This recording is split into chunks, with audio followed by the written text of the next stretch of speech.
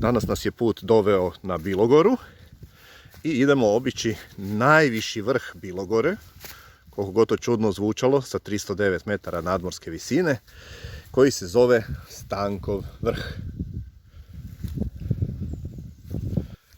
Šefica je već krenula, moram ju stići. Danas smo malo i bolje obučeni, jer ipak došlo je malo hladnjikavije vrijeme, pa nije više za kratke hlače.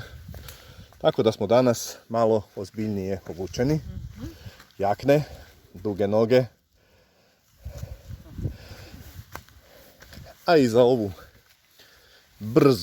brzi obilazak Stankovog vrha i Bilogore uzeli smo samo manju varijantu opreme, jer ovdje nam neće trebati ništa previše.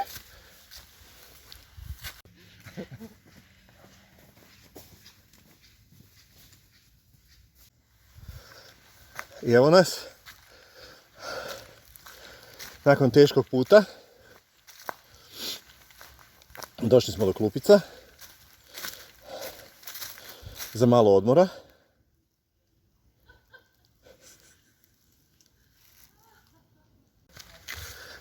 Evo, šefica nam ovdje ima nešto za pročitati.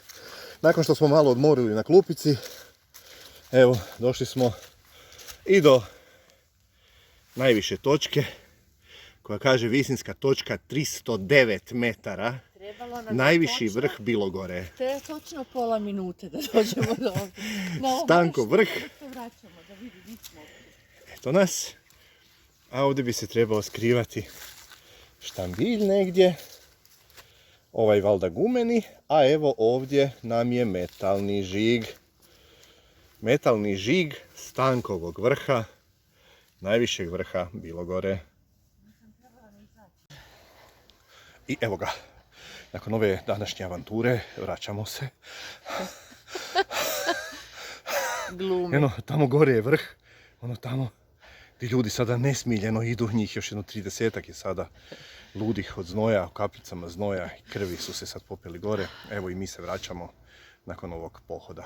Draga, jesmo izdržali ovo? Jesmo, točno od auta do tog vrha 32 koraka. 32 koraka. Čekaj, ako sada čekaj, malo prebacimo ovo, sad ćemo samo prebaciti kameru. Mi smo na vrhu, a ovo dole je auto. Ovo je najlakši pohod bio ikad. Dobro, ajde, spustili smo se 50 metara od ozgora, ajde. Evo, markacije su uredno označene. Ono što smo sada saznali je da ljudi kažu tu sada gore nešto do Aninog vrha ima još 2 kilometra i tamo je već neka kestenijada, čekaju, kažu rakijice, čajevi, kavice, sve već čeka. Koka, planinari ne piju čajeve i kavice, planinari se mrknu rakijicu jutro za cirkulaciju. Ja bih kolač od kestena. Aha. Ili pečeni kesten. A očito su i brali, bit će da će to biti pečeni. Viš da ima puno ima ovih kukuljica otvorenih. I eto tako, stigli mi, završavamo time današnji pohod, onaj koji smo evo i prije par minuta započeli kod ove table.